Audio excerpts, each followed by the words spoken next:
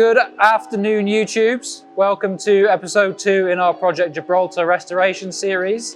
As you can see, the vehicle is now in our paint and body shop and we're cracking on. Since the last video, the team have been busy beavering away on this build, getting it ready for paint. So let's have a little look around at what they've been up to.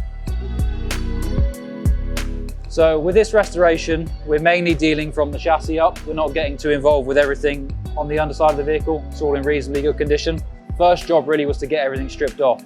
So tub's been stripped off, ready for paint, the roof, the rear panels, the doors, and then the biggest bit of this that we've got to do is the bulkhead.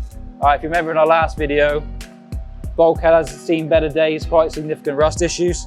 So that's been pulled off now, and we've got a new galvanized bulkhead from SP4x4 on its way, and that'll be one of the first things to get back on this vehicle. So as you can see, most of the panels are now off the vehicle and all in varying different stages of prep. The customer has chosen a Land Rover color for this build, so it's going Namib orange, which is a really beautiful metallic orange, flips between lighter and darker shades depending on the light. And we're going to do a really thorough job on this.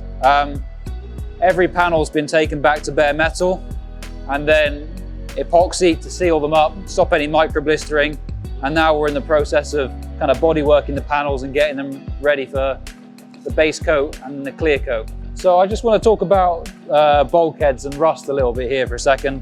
A little bit as the same was with Project Balmoral. Often with the bulkhead, there's an awful lot more rust hiding under the surface than you originally expect. So when this is on the vehicle, you might just see bits of rust that are limited to the top corners. But by the time that you remove the pedal boxes and the heater matrix, you can actually see that the rust has spread a long way through the bulkhead and it's way beyond repair. So just something to note if you're doing any restorations at home yourself, what may only look like a small bit of rust on the outside could actually be significantly worse, and you may be better off just going for a completely new galvanized bulkhead. So being a 130 high capacity pickup, the rear tub has obviously had a lot of use.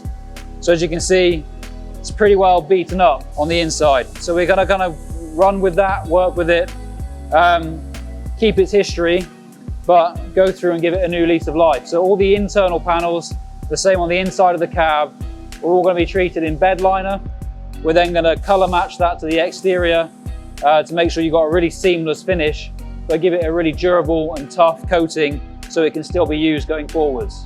So as you can see, Andy, who's one of our new paint and body technicians, is in our temporary inflatable spray booth painting one of our Range Rovers. You'd be absolutely amazed the quality of paint work you can produce in an inflatable booth like this. You've got a clean environment with decent ventilation, you can make some really good paint work. However, saying that, we've just placed the order for our new paint booth, so we're really excited about that. Should be arriving with us in 3 or 4 weeks time, and we can't wait to get that installed. Over the next week or so, this truck's going to stay in the paint and body shop.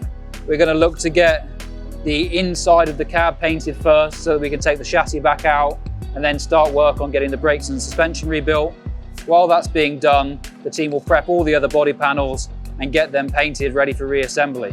So make sure to subscribe to our channel so you can see the next update when hopefully we start having some panels coming back from paint. Let us know what you think in the comments, and we look forward to seeing you in the next video.